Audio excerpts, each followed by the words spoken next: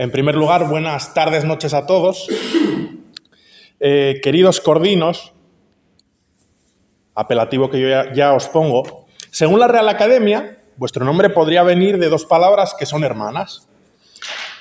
Una cuerda delgada usada para determinadas maniobras, que yo ayer le dije a Víctor, en mi gran desconocimiento, si servían para ahorcarse. Y él me respondió que eran demasiado delgadas para ese fin. Y, en segundo lugar, otra palabra que viene de cordial, que antes que amable y afectuoso viene de lo que es relativo al corazón y aquello que tiene la virtud para fortalecer el corazón. Me parece que es, por tanto, un bonito nombre el vuestro. Desde ya os tengo por gentes afectuosas y buenas, como así me lo ha transmitido Víctor en nuestras charlas.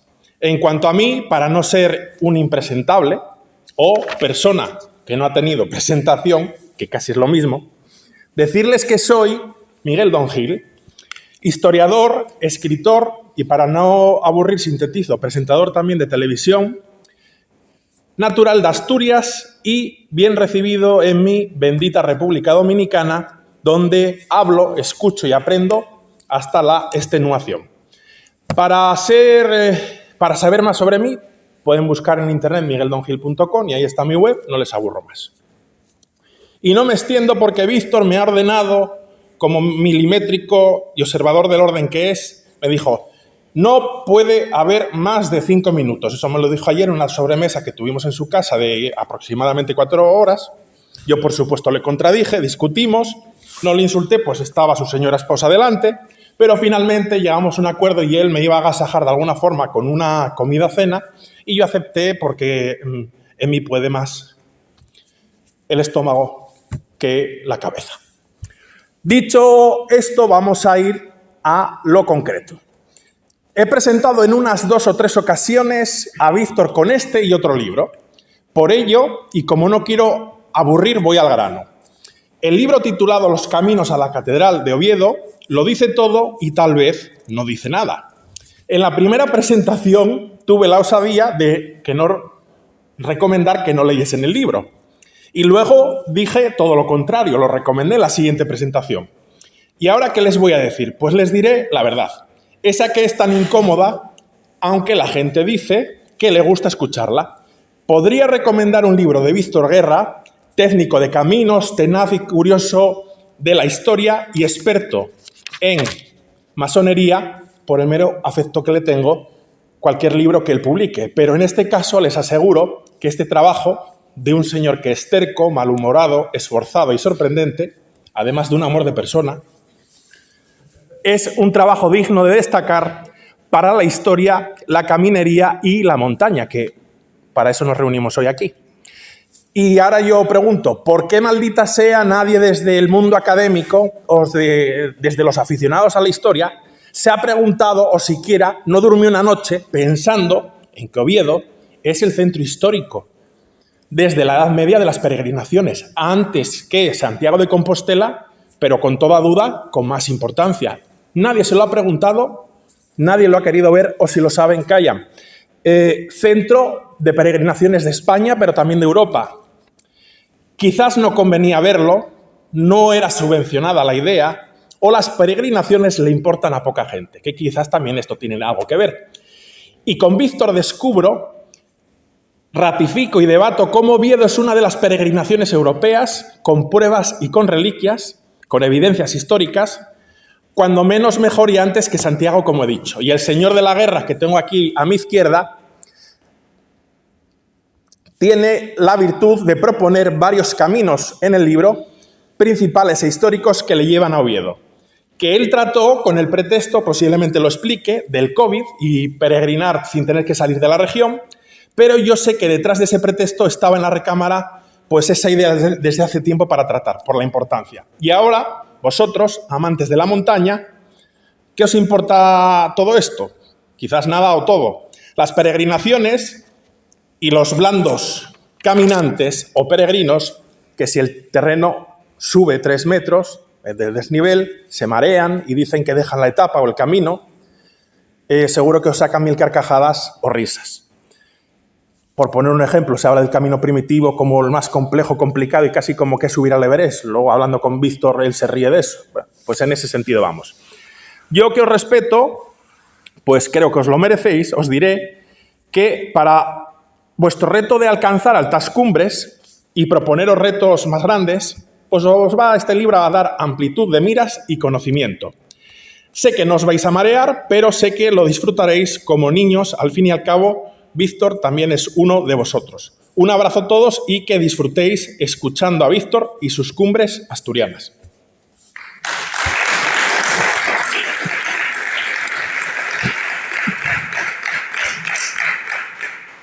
Bueno, buenas noches a todos. Sí, nos vamos. Buenas noches a todos y casi que nos podíamos ir.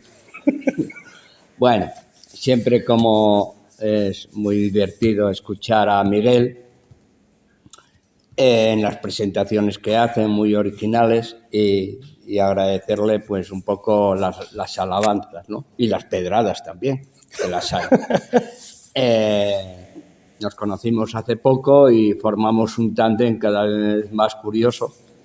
Y la idea, ya estuve aquí hablando sobre caminos y caminerías y las redes camineras en Asturias, y Sandalio y el Grupo Cordino tuvo a bien volver a invitarme en esta asamblea el presentaros. Y qué mejor, me decía él, que presentar el libro. Bueno, ahí hay dos libros, uno que desgraciadamente no se vende porque, se lo comentaba ahora a un compañero de peregrinaje, porque tenemos la desgracia de ser tan chauvinistas que los asturianos no conocemos Cantabria y los cántabros no conocen Asturias. O sea, nadie va a Santo Toribia, más allá de cuando viene a Covadonga a dar una vuelta. Entonces, aunque fue un libro muy querido, porque hay una serie de rutas, que sale una de Valdedios y otra de Villanueva de Cangas, y van hacia Santo Toribio, cruzando picos de Europa y por la costa y por un camino que no conoceréis seguramente, que es el Camino de los Francos. Bueno, lo conoceréis porque, como nuestro aldeanismo es muy potente, lo han bautizado como Camino de los Santuarios. Cuando es un camino que es calzada romana de Jana, camino real del Cuera, depresión mesioterciaria, y le ponen el Camino a los Santuarios. Bueno, pues eso, como los cántabros no nos leen y nosotros no leemos a los cántabros, el libro ha quedado pues en ese limbo fronterizo, que parece que no hay, pero realmente es muy grande, ¿no? Y el otro libro, que es el más reciente, bueno, uno es hijo del otro, uno queda un pequeño, muy reducido y texto, y cuando llegó el COVID, todo el mundo pensaba que ya salir fuera de Asturias, esto era ya nuestra tierra conquistada y de aquí no se podía salir nadie, ¿no? Claro, para los que caminamos, no salir de Asturias, bueno, tenemos espacio, pero bueno, había que repensar, ¿no? Y a mí se me cruzó una idea que era, ahora que está tan de moda el que el camino de Santiago, los caminos jacobeos y las antiguas peregrinaciones que las hubo, como decía Miguel, antes de lo jacobeo, mucho antes, 200, 300 años antes, y luego daré los detalles de por qué lo sabemos, pues, y que ahora decían que, bueno, que el camino ya tan señalizado, tan masificado, pues que como que no tenía salida, ¿no? Como que no tenía aliciente. Entonces se me ocurrió que ya que no podía salir de la región, ¿por qué no hacer los caminos recuperando la idea del siglo VIII, que el centro era Oviedo?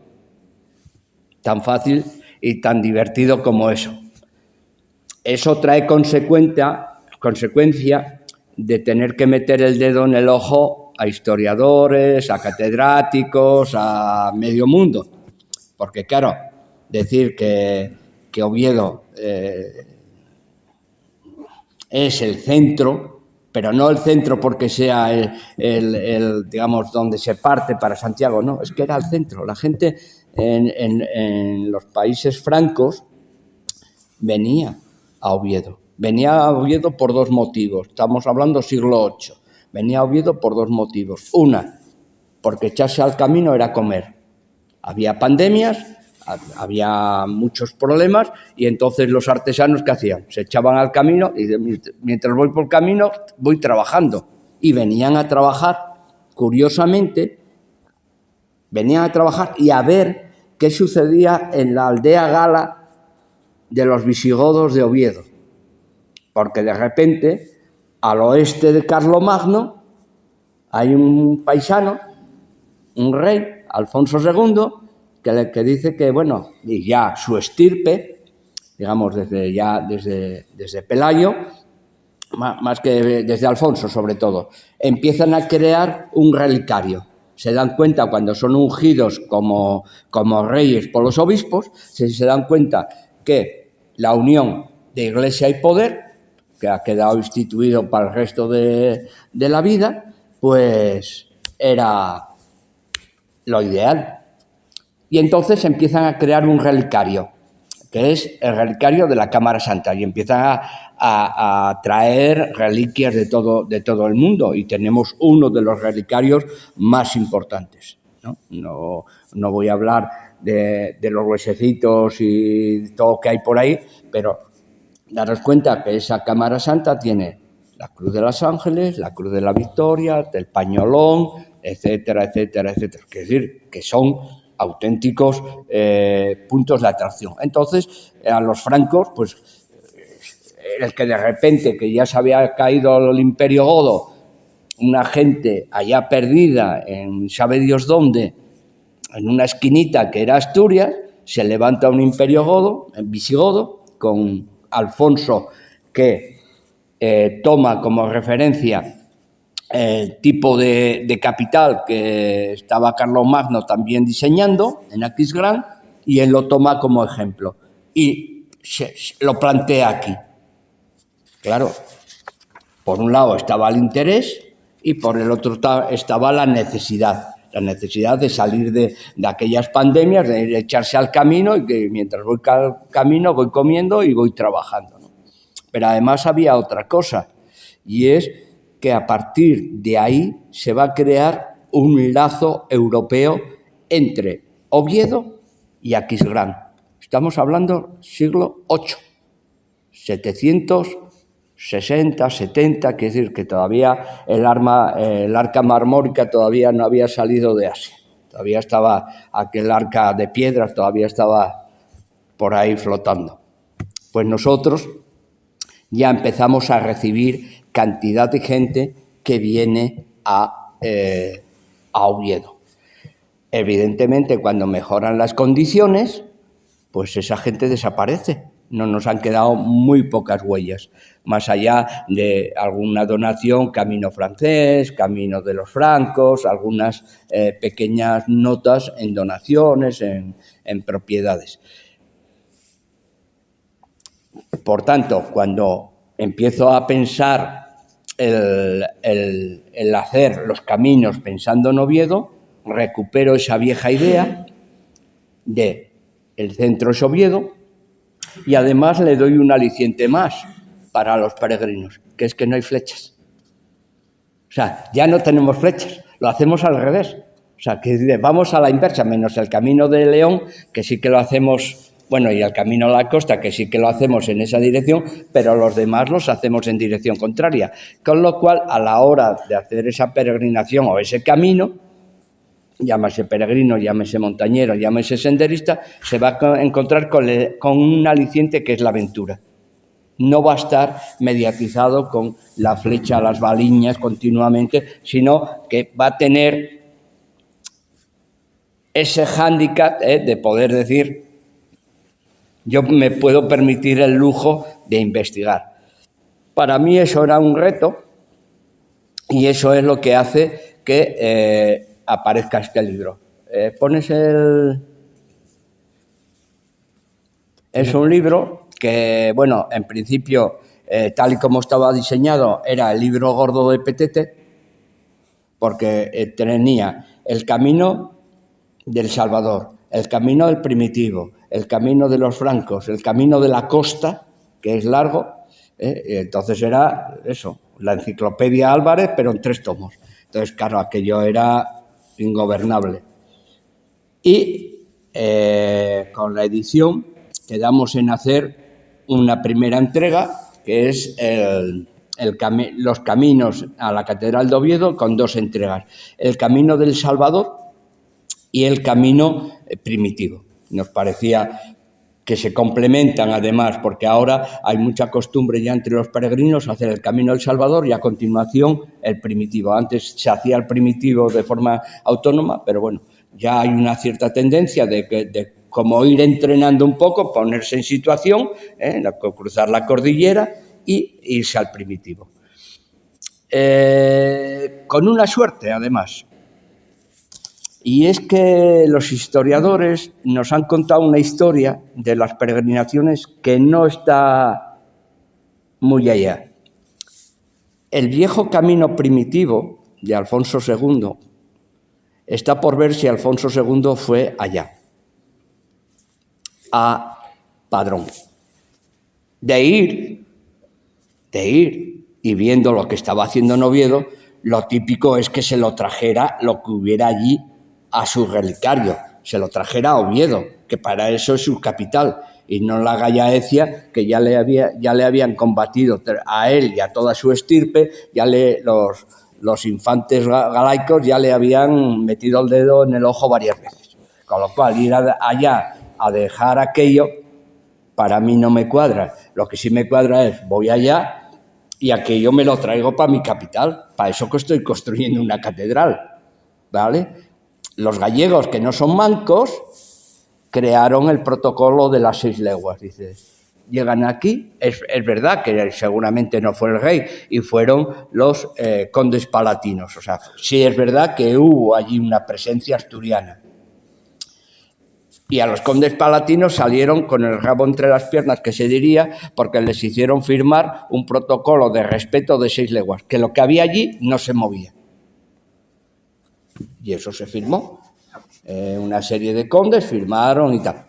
Y además, para más Inri, dejaron 4 perras para que se levantara una ermita de barro con algunas piedras y tal. Tuvo que ser Alfonso III el que realmente, cuando volvió 100 y pico años más tarde, dejara, digamos, testamento de que aquello se merecía más que aquella capilla que había sido dejado su antepasado. ¿Vale? Esto puede estar entre dudas, pero es que el camino primitivo no aparece en la historiografía del medievo. No existe para el medievo el camino primitivo, y tiene una lógica. Tiene una lógica porque los peregrinos de la Alta Edad Media y de la Edad Media no tenían mapas. Iban por donde podían, detrás de los arrieros, y claro, llegar a Galicia así, por nuestra orografía, que da más vueltas que una noria, y para arriba y para abajo, pues es muy difícil, muy difícil. Por eso, cuando se hace una investigación sobre los peregrinos europeos que vinieron a España, concretamente hicieron el camino francés, ya estamos hablando de los tiempos jacobeos, cuando llegan a León, entran a Asturias por El Salvador. Y ese es el camino más viejo que tenemos. De los 25 peregrinos europeos que yo estoy estudiando, que hicieron un libro, o sea, no es decir, como ahora que estoy trabajando sobre los caminos ayeranos, y los jacobeos, y venían, y peregrinos, y parece que venían hordas y hordas. Como no tenemos datos de quién venían y quiénes eran, pues, bueno, damos pulpo como animal de compañía. No voy yo a decir lo contrario. Pero, en el caso de El Salvador, tenemos 25 peregrinos europeos, alemanes, flamencos, que entran a España a hacer el camino francés, cada uno por donde podía, hacen el camino francés y llegan a León, y No se sabe por qué, unos ya lo traían medio prefijado y los demás en un momento dado doblan y se meten por las Asturias de Pajares a pasar hambre y sed, porque todos coinciden en que había mucha hambre. Bueno, imaginaros gente que venía y a unas aldeas y quería mercar pescado. Pues no. Y vino, por ejemplo, que no es una bebida para ellos, sino un alimento, pues es que era muy escaso y era un bien muy preciado, ¿no? Entonces, de los 25 que tenemos, unos 13 o 14 entran por el camino del Salvador. Entran de León a Pajares, bien por el camino de invierno, o sea, el camino que va por el otro lado de Llanos de Somerón, y entra a Pajares. O sea, entra, perdón, a Puente de los Fierros y entra ya al Salvador. Bien, el otro camino que tenemos documentado, aunque la profesora Sanz dice que era un camino menor, que aparece en el siglo XIII, que no se sabía. Bueno, pues habrá que meterle el dedo en el ojo los dos, porque en el 875, tiempos de Alfonso II, Beato de Liébana se monta una polémica con el primado de Toledo, que es la famosa polémica adopcionista, donde se tratan de todo, hasta de cojón del anticristo. Uno se llama, o sea, para que veáis los términos teológicos que utilizaban uno del otro. Pues bueno, pues esta gente, Alfonso II, manda 2 embajadas a Aquisgrán. 2 embajadas que salen de Asturias, de Santianes de Pravia, o sea, de Oviedo y Santianes de Pravia más tarde, y van a Aquisgrán, por la costa. Por tanto, ese camino existía. Y es un camino que, curiosamente, que es otra de las cosas que no han estudiado los historiadores, que es lo que llamamos los landmark board, que en cristiano sería los edificios jitos. Vosotros que sois montañeros sabéis lo que es un jito, ¿no? Es aquello que ponemos y cuando vemos, por aquí voy. Bueno, pues desde Irún, desde Aquisgrán, hay una serie de jitos que son edificios, ¿vale? ¿Cómo los reconocemos? Por una advocación, San Salvador. Desde Aquisgrán empiezan los edificios dedicados a San Salvador. En Asturias tenemos 60 advocaciones de San Salvador y entran con los caminos. En Abándames, en Celorio, en Priesca, o sea, San Salvador de Celorio, San Salvador de Moru, San Salvador de Deva, San Salvador de Perlora. Bueno, y van esos caminos van marcando, o sea, esos jitos, esos edificios, que además son edificios que se enraizan en una profundidad histórica muy grande, porque se pierde los orígenes siempre que se habla, por ejemplo, Priesca. Bueno, sobre ese edificio que tiene donación de tal, hubo otro anterior, etcétera, etcétera, ¿no? Pasa lo mismo con Fuentes. Imaginaros, en Villaviciosa tenemos San Salvador de Fuentes, San Salvador de Priesca y San Salvador de Valdeorras. Y San Salvador de Portus, que estaba encima de Rodiles. Y íbamos a San Salvador de Deva, pero luego si salimos para el occidente tenemos San Salvador de Grandas de Salime, San Salvador de Piñera, San Salvador de Salame, que tenemos un montón de San Salvadores. Bien, pues eso fue lo que marcaban los caminos en el siglo VIII cuando no existía todavía Santiago. Pero es más, en el 756 y el 1050, Asturias tenía 200 albergues en sus caminos. 200 albergues. O sea, es verdad que desaparecen, aparecen, quiere decir que no se prolongan. O sea, tenemos sus nombres y aparecen siempre en los caminos, en los ejes. Aquí sí que el ámbito de presencia está más en esos ejes centrales, pasa por favor, está en esos ejes centrales que, por ejemplo, en los caminos laterales del Camí Real del Sella, el Camí de Tarna, el Camí de los Ayeranos, que son más tardíos, y que nombra, por ejemplo, en los caminos de ayer, se nombran tres albergues. No dice ayer, pero no sabemos situarlos geográficamente dónde estaban. Pero bueno, eso nos da una composición grande de que una región tan pequeña evidentemente tenía muchos viajeros, porque no solo se hace para peregrinos, se hace para pobres, para vagantes, para viajeros de todo tipo que necesitaban los servicios, ¿vale? Entonces tenemos ese camino de la costa que está documentado con esa presencia de esos peregrinos, con la excepción de dos, de esos 25 que yo he encontrado y que casi todos los historiadores no han encontrado más.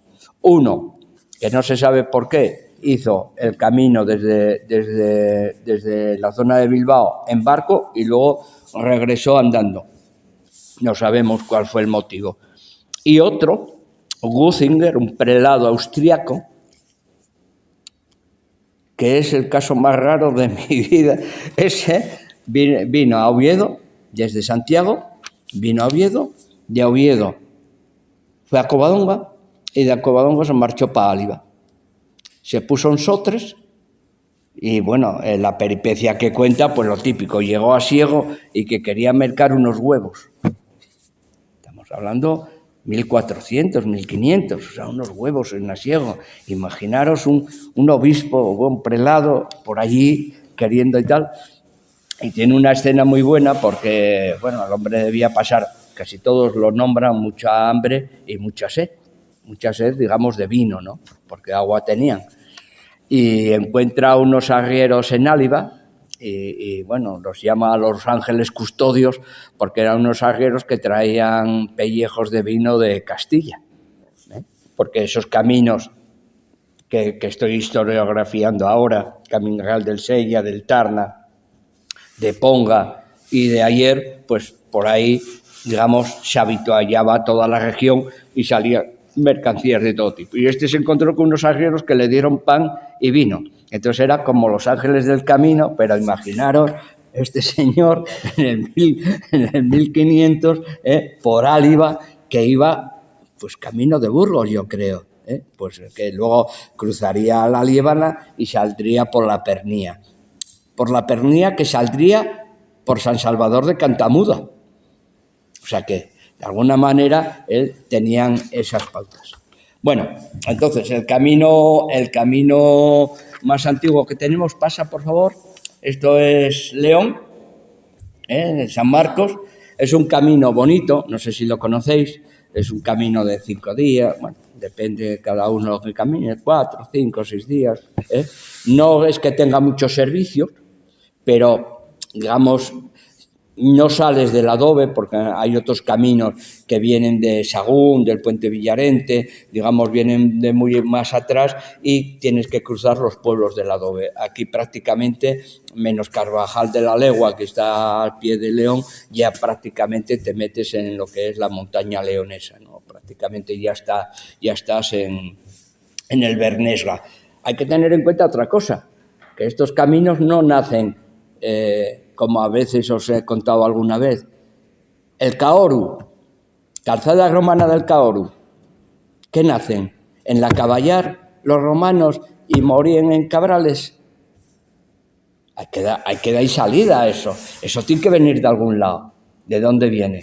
De Áliva. ¿De dónde viene Áliva? De la Saliámica, del Esla, del Ástura, venía de la meseta. O sea, y hay que darle proyección.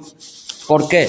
Porque cuando llega a Cabrales, llega al Camino Real del Cuera, llega a la calzada romana de Jana, que es el camino antonino, es la vía Agripa, que viene de Italia y marcha a Llanera, y de Llanera va a Lugo. Es decir, que cuando abrimos el prisma, cuando abrimos el objetivo, empezamos a ver, por ejemplo, haciendo un lapsus, que estaba escribiendo yo el otro día, y que lo conoceréis, el Puente de la Vidre.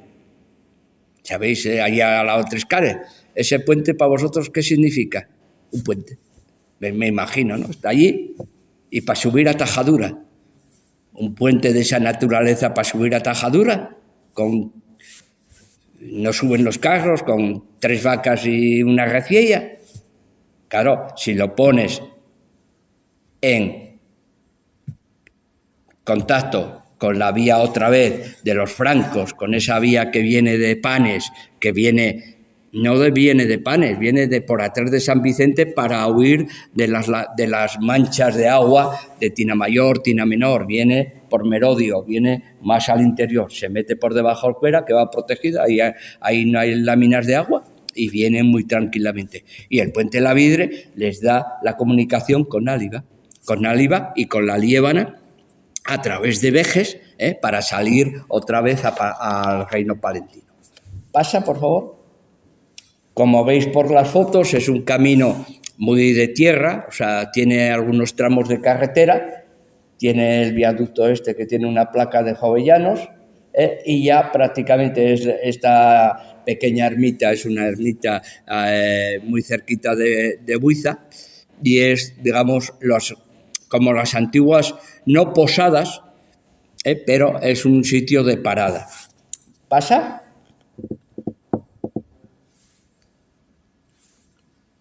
Bueno, esta foto de la izquierda, ese es uno de los hándicaps más que tiene este camino, que es las Colladas de Sant Antón, que está encima de Buiza, está justamente encima de los túneles del AVE.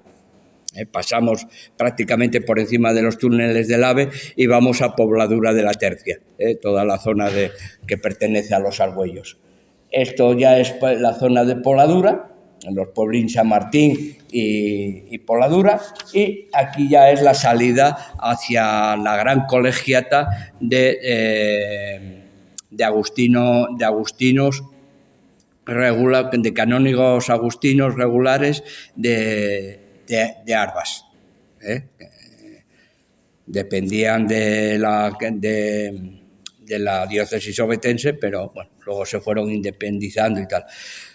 Hay quien dice que después de aquí el camino posible era la vía La Carissa. A mí se me antoja un poco dura para los peregrinos, porque son 40 kilómetros que no hay nada, y los peregrinos van por los pueblos, porque en los pueblos es donde se puede ir a comer, o robar las manzanas, o pedir que alguien te diera alojamiento. Y claro, los que hemos caminado así de larga distancia, meterse 40 kilómetros en La Carissa, que sí que hay cabañas, pero bueno, hay momentos que no hay casi nadie, o sea, no te tropiezas, aunque es verdad que tenemos una idea muy equivocada y por los caminos asturianos había un mundo de gente. Todo el mundo iba caminando para todos los sitios, pero realmente el camino real, y eso me lo comentó un señor, que una sorpresa para mí, en Somiedo, y hablando de la mesa, dice, eso de la mesa es un invento. Por ahí entraron las tropas y entraban los ganaderos con sus ganados. Pero donde estaba la vida era en el Valle de Saliencia, en los pueblos de Saliencia. Yo salía con mi tío abuelo, que éramos herreros, y salíamos con un montón de caballerías, y cuando llegábamos a Terrestio habíamos vendido la mitad. Había que volver otra vez a por más material. ¿Por qué? Porque ahí estaban los pueblos, ahí estaba la gente, en el Valle de Saliencia, por cierto, que hay un San Salvador allí. Entonces, en ese sentido, a veces tenemos ideas como muy no peregrinas diría, pero muy estereotipadas, y realmente la mesa le pasa otra vez como La Carissa, que es un montón de kilómetros, no muchos, pero bueno, si vienes de la zona de Grao son muchos, y lo único que vas a encontrar son ganaderos, pero que no van a llevar encima los dineros, o sea que estarán a lo que están, ¿no? A sus ganados. En el caso de aquí tenemos esto, que es las Colladas de Sant Antón, pero que se pueden simplificar por la vía de Villasimpliz, la que va a Villamanín.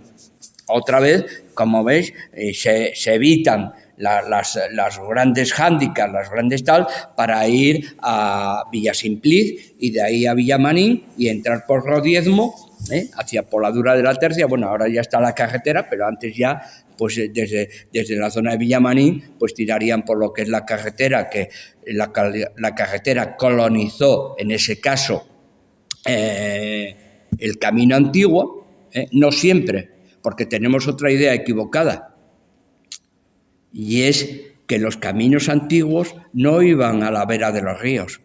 A la vera de los ríos van las carreteras del siglo XIX. Los caminos arrieros, los caminos de tránsito, siempre iban por las cordales. Siempre van a ir por la Carisa, toda la zona de Ayerana, Vegarada, Piedra. ¿Por qué? Porque vigilas quién viene y quién va.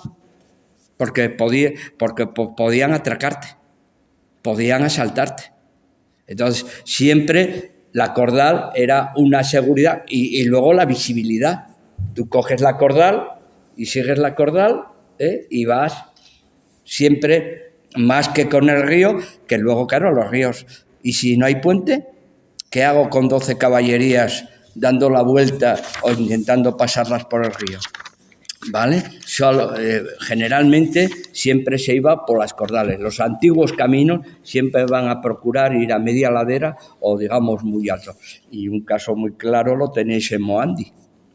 El camino no va por la carretera, que va para Sebares. Va por Fontecha, a buscar Sebares, pero por arriba. Eso, no sé, los que sois montañeros os llamaría alguna vez la atención de llegar ahí y tengo que ir a Moandi, o sea, a la collada, a buscar Fontecha para bajar. Pues esa es la explicación. Bueno, en el caso ya estamos, la subida. Pasa, por favor. Bueno, y luego están las tonterías que hacemos. Aquí en Poladura pusieron, que no lo quise poner, un fierro con una especie de bastón que de alguna manera le quitó la importancia a esto. Esto es el Collao La Tuca. Y esa es una cruz antiquísima que solía verla en los collados, que marcaban las demarcaciones territoriales y también de pérdida. Cuando vais al Puera, por ejemplo, todas esas cruces, esas piedras, están marcando las demarcaciones y los puntos de paso. Aquí estamos en La Tuca, que ya caemos hacia Arbás. Pasa, por favor. Bueno, el caso de los caminos se van perdiendo porque se van colonizando con las carreteras, con las autovías, etcétera, etcétera, y llegamos a Pajares, ¿no? O sea, primero la colegiata de Arbás, que siempre está más o menos cerrada, y luego el parador, que bueno, allí te dan un sándwich y te sellan con un sello de Baleares. Ahí lo dejo. Pasa. Bien, de Pajares hay dos formas de bajar. Una, a San Miguel del Río por Tibigracias, que hubo un monasterio. Los paisanos de antes era gente recia. Sabíais que debajo de la Peña Santa, debajo del espolón de los franceses hubo un monasterio. Allí aguantando el temporal. Bueno, pues aquí en Tibigracias, que es cuando cruzamos la autopista donde está lo de los camiones para cuando van sin frenos, pues ahí bajas a San Miguel del Río o se iba a Pajares y se bajaba por la Capilla de las Nieves por la Romía. Ese es el antiguo camino a Puente Los Fierros, el de la Romía, que además se ha dejado, o sea, hasta que se lo come el lobo. O sea, no ir por ahí. Ahora se va por Llanos de Somerón, que es donde están los albergues, bueno, Pajares, Llanos de Somerón, Vendueños también, a Campomalos. Como joya de este camino tenemos Santa Cristina de Lena, que merece la pena visitarlo, y ya prácticamente estamos en Oviedo. Eso blanco que tenéis ahí es un perro que encontramos en Buiza, un carea, que es sordo. La pobrina perra, como es blanca, pues es albina, entonces no oye.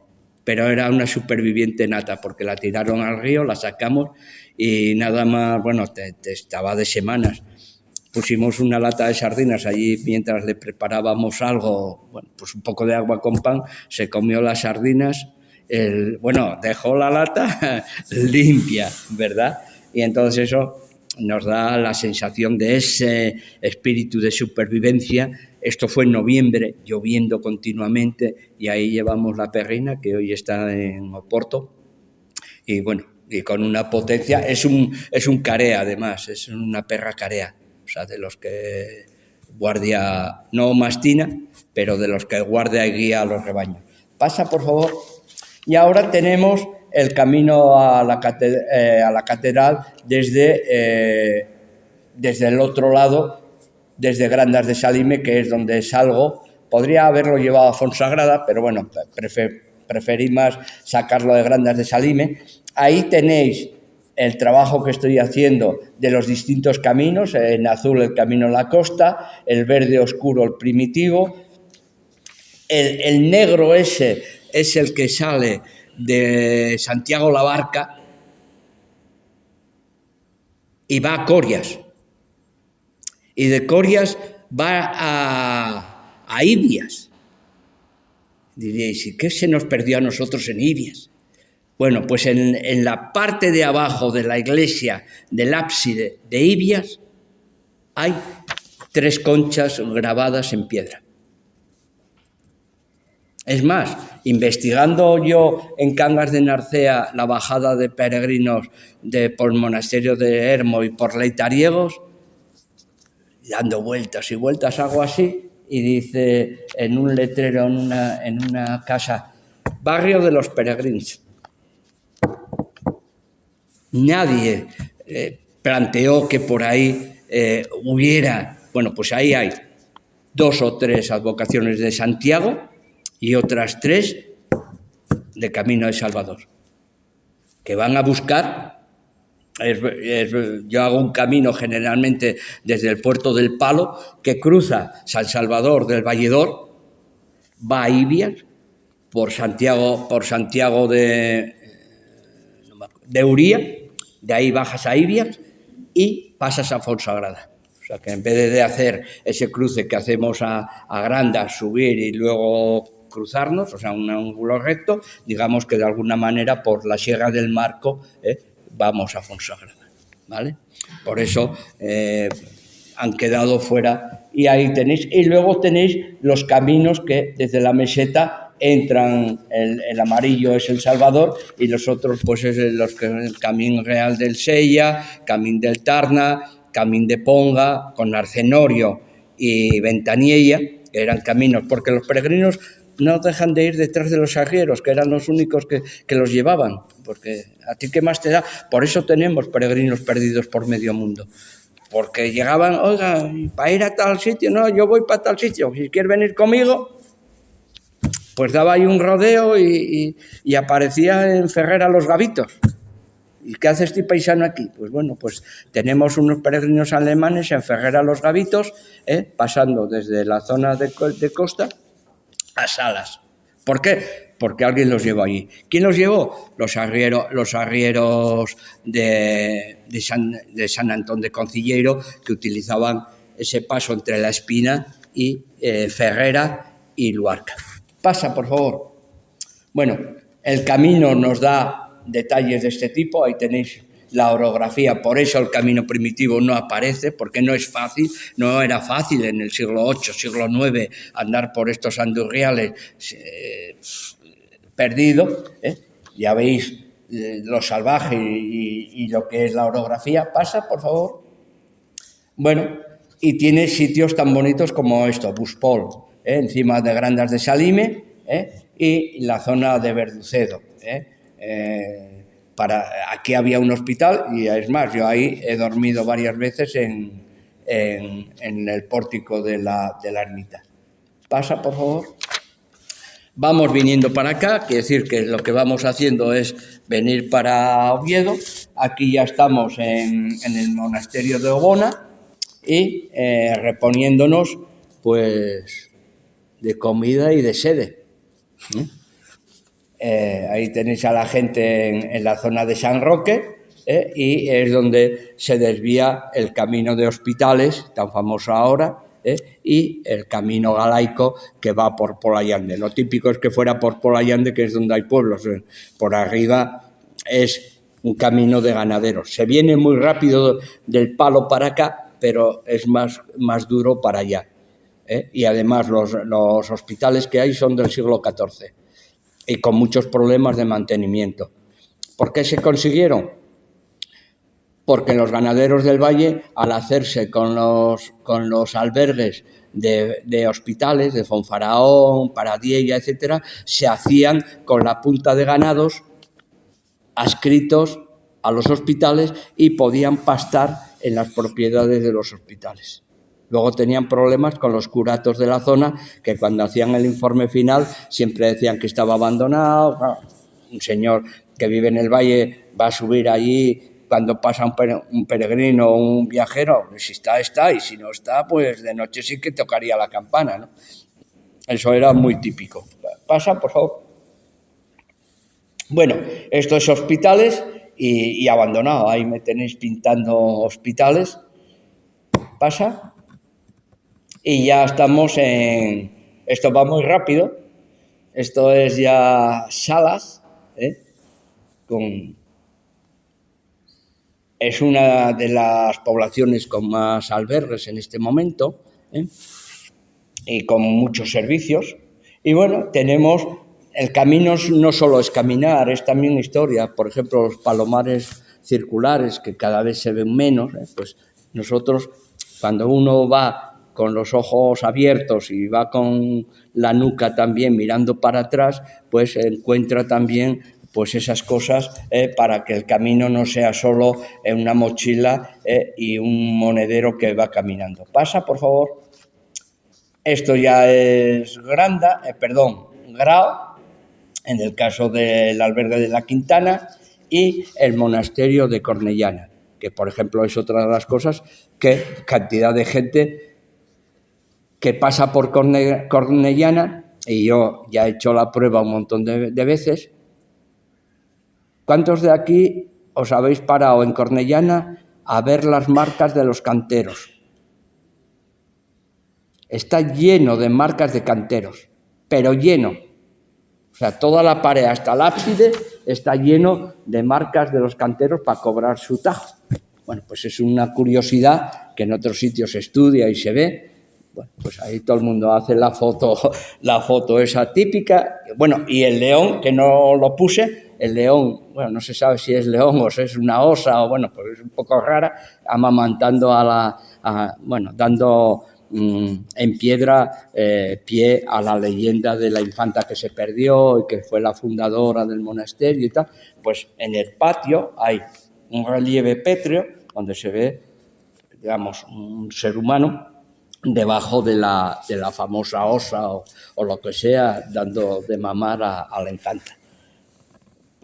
Y es una pena porque el camino es eso.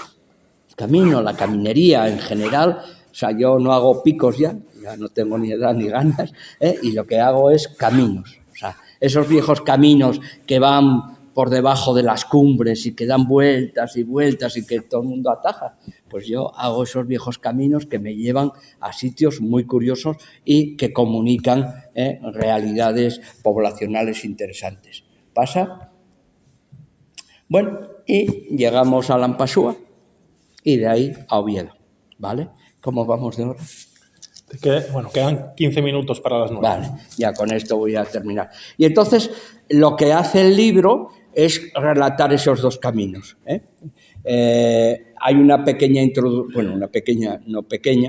introducción histórica donde meto un poco el dedo en el ojo y resitúo algunas cosas. O sea, me pregunto por qué desde el siglo VIII hasta el XI no hay historia, cuando tenemos peregrinos, tenemos constancia de que se movía y que tenemos esos San Salvadores. Hay 60, o sea, que no son pocos para la región, para la pequeña región que somos, o sea, y empiezas a verlos en los caminos, o sea, a situarlos, Dices, pero es que me están marcando como las gasolineras, ¿no? Las ventas, me los están marcando. O sea, y luego si pones esos albergues, pues más todavía, ¿no? O sea, entonces es muy apasionante el poder tener eso y poder comprobarlo con el territorio. En el caso de la guía está compuesta por una pequeña topoguía después de la introducción histórica, donde te voy contando algunas cosas de esos pueblos. Por ejemplo, San Salvador de Cabanillas. Nadie para en San Salvador de Cabanillas. Hay un albergue. Nadie para ahí. Pues yo normalmente lo que hago es, me quedo toda la mañana en León, visito León, visito otra iglesia que nadie visita, San Salvador de Parlat, al lado de San Isidoro, bueno, una que además ahora creo que está abierta más tiempo, y estoy allí y voy a dormir a Cabanillas, a San Salvador de Cabanillas, que es el que da el nombre a San Salvador, porque no solo es el San Salvador de Oviedo, o sea, el personaje que está allí en la ménsula, sino que es también la iglesia de San Salvador de Cabanillas. Bueno, se lleva un poco la palma en la pequeña ermita de ladrillo que hay allí, ¿no? Y ya continúo el viaje y voy relatando por kilómetros, pues por etapas, ¿no? Y voy, bueno, digamos, haciendo un poco ameno el que no sea una guía odopérica de kilómetros, no sé qué, tal, no sé, sino que vayas, el que quiera aprender o por lo menos saber por dónde está caminando, que es importante. En el caso de Grandas de Salim, del camino primitivo, pues es lo mismo. O sea, digamos, vuelvo hacia atrás, y ahí sí que le doy ese plus de perderte. De decir, y ahora, en esta encrucijada que no hay flechas, y ahí empieza un trabajo que estamos perdiendo, y es la observación, la capacidad de observación. Llegas a la encrucijada, ¿y cuál es el sendero que está más pateado? Por donde viene la gente. Pues no somos capaces a tener esa autonomía de observar, ¿no? De ver. Bueno, y ya con esto termino. Y eso se manifiesta pues ahora en los albergues y con la gente que te cruzas, ¿no? Oiga, buenas tardes, buenos días. Tal. Bueno, tardes ya no, porque ya a mediodía ya están todos en el albergue. Pero están hablando contigo y están comprobando lo que dices con el teléfono. ¿Para comer no sé qué? No, es que aquí dice que Casa Panchón en Sala se come mejor. Bueno, pues nada. Comida digamos, del duerno, pues nada, para ti, ¿no? O sea, que esas cosas. Y bueno, y ya con esto ya finalizo, y es que tenemos un problema en los albergues. Yo he estado de hospitalero en Grao un par de ocasiones, y es que vamos a poner 8 wifis, porque no hay manera de mandar los datos. La gente se mete a las 5 de la tarde en la litera, ya adiós peregrinos, ya no ves un peregrino más, ni una peregrina, y ya empieza el jaleo de mando vídeos, mando fotos, tal, no sé qué, y bueno, las wifi, teníamos en Grao 2 wifis y no había manera de mandar los datos nada más que a las 12 de la noche.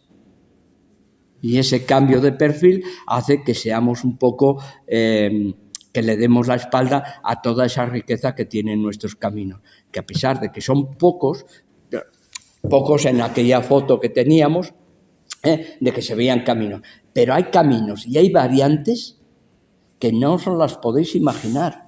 O sea, la variante de Merón, de los Molinos del Merón, a salir a Deva, y de Deva a salir a Perán, y de Perán a salir a Vilés.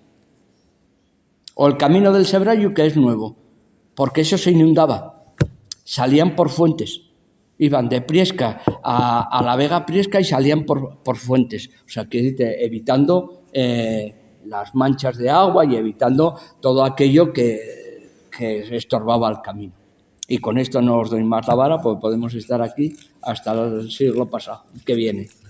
Si tenéis alguna pregunta. Ya que tienes ahí a Miguel, a ver que te pregunte algo también. Sí, que se gane la cena, ¿no? pero eso ya estaba ganado, creo, ¿no? Ya, todavía no. Ah, bueno, me lo voy a ganar. Bien.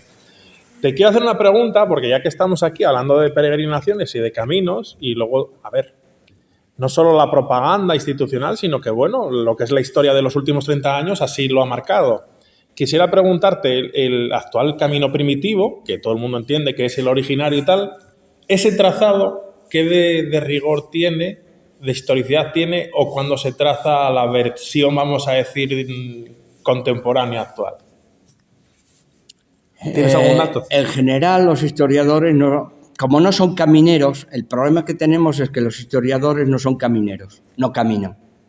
Doy fe. Lo hacen a través de documentos. Entonces, claro, por ejemplo, gente que lo conocéis y gente que hace caminos de peregrinos. El camino que sale del Nisón va por la carretera. ¿Qué pasa? ¿Por qué no va por ahí?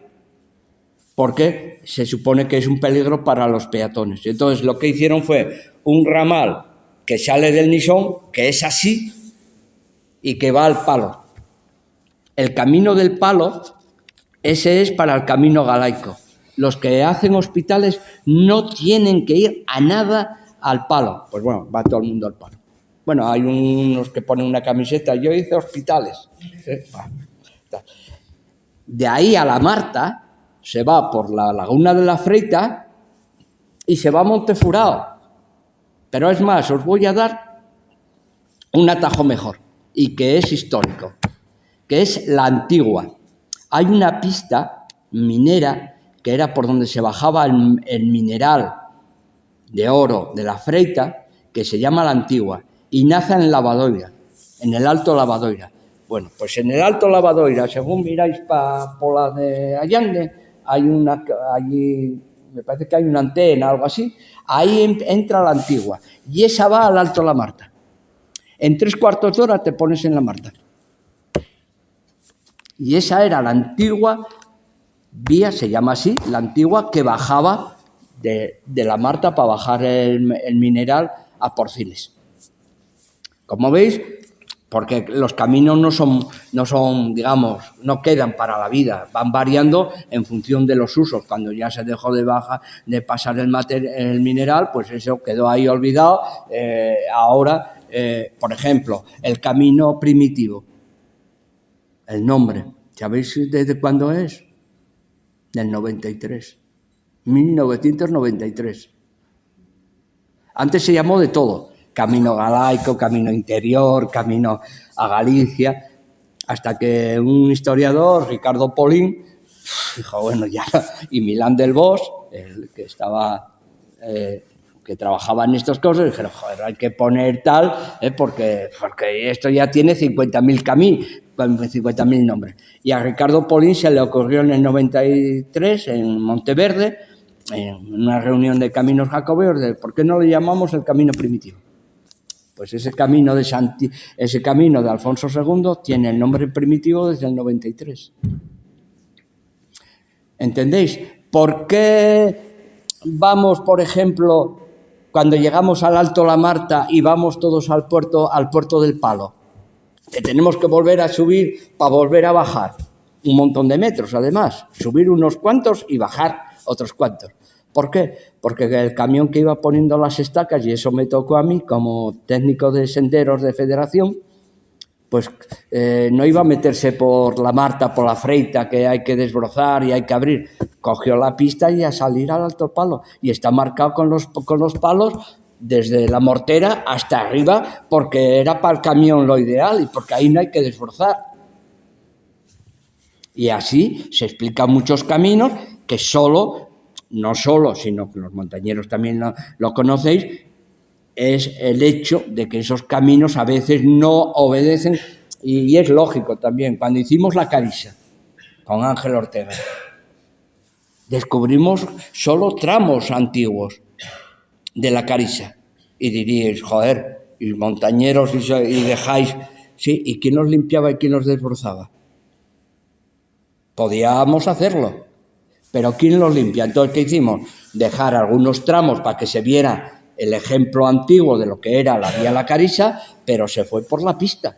se fue por la pista porque era la única manera de mantenerlo, de que eso estuviera, digamos, visible, ¿no? Y eso ha contribuido, pues, que algunos caminos no van pegados al original. Que no hay por qué quitarlos ni marcar otros, pero sí conocerlos. Por ejemplo, el camino del Sebrallo o otro camino que también conoceréis. No tiene sentido que entremos por Unquera y que vayamos a Buelna. ¿Y qué pasa con Tina? Con el monasterio de Tina, por ejemplo, o con el Pindal, o con la ermita de San Amiterio. O sea, que entramos, digamos, y vamos. Entonces, bueno, esas cosas pues han hecho que por motivos políticos, por motivos de seguridad de los propios viandantes, de los viajeros, se haya buscado a veces compromisos, no siempre, y ese es el lío cuando empezamos gente a investigar y empezamos a decir, no, es que el camino iba por Fuentes, o pasaba, ya tenemos un problema, ya. Bueno, en Villaviciosa lo tenéis ahora con la autopista, que nos hacen dar unas vueltas por allí dando tal. Entonces, también hay que tener en cuenta eso, que cuando había antes unos ejes muy principales, pero cuando aparecen las polas, aflora toda una red de caminería entre pueblos, entre mercados. Es decir, que aflora toda una caminería que estaba ahí y que genera otros tráficos. Y ya, a finalizar, el camino de Tineo a Pola ni iba por Hospitales y iba un ramal por Verducedo, por La Mortera, pero el camino iba por Mirallo, por Gera y Mirallo. Iba al monasterio de Celón. O sea, lo que es la carretera esa que baja a Celón, digamos, casi cayendo sobre el Narcea, o sea, va tal, ese era el antiguo camino. Lo que pasa es que, claro, lo colonizó la carretera, claro, no van a meter 30 kilómetros por carretera. Entonces, digamos, también ya se utilizaba el otro tiene más pueblos, y iba a Celón. ¿Y por qué iba a Celón? Porque Celón iba a Corias, que es que nos da la sensación de que Corias no es un monasterio, que es una cosa que está allí, que la puso Dios y 4 paisanos que rezan la Biblia y que pusieron Corias allí. Corias es importantísimo para toda la historia religiosa de la zona. Y por tanto los peregrinos, o sea, parece que como que eso no existe, ¿no? Y venían de Leitariegos a Corias, y Corias controlaba todo ese territorio. Pero claro, al quitar el camino de Celón, digamos, y desplazarlo hacia Pola de Allande por La Mortera y el Alto Lavadoira, pues todo ese camino quedó, digamos, borrado de la historia. Y no lo conservamos, y yo no pretendo que se marque, no pretendo deshacer la historia porque unos digan no, pero sí tener conocimiento cabal de todo nuestro potencial. Bueno, ¿Vale? yo creo que hacerte otra pregunta sería echarnos aquí media hora, así que no te la voy a hacer. Invitar a todos los que nos estáis escuchando ahora mismo, bueno, gracias por la paciencia de escucharnos a los dos. Él fue más pelma que yo, pero bueno, es el autor de Las criaturas. Yo no sé si alguien quiere que le firmes el libro o algo, es para aprovechar este momento o nos despedimos ya.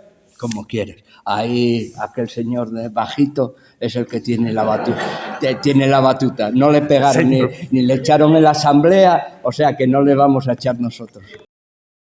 Y si te ha gustado el episodio de hoy, antes de decirnos adiós, pásate por nuestra página web y curiosea, como te dije al principio, todo el contenido que tenemos para ti.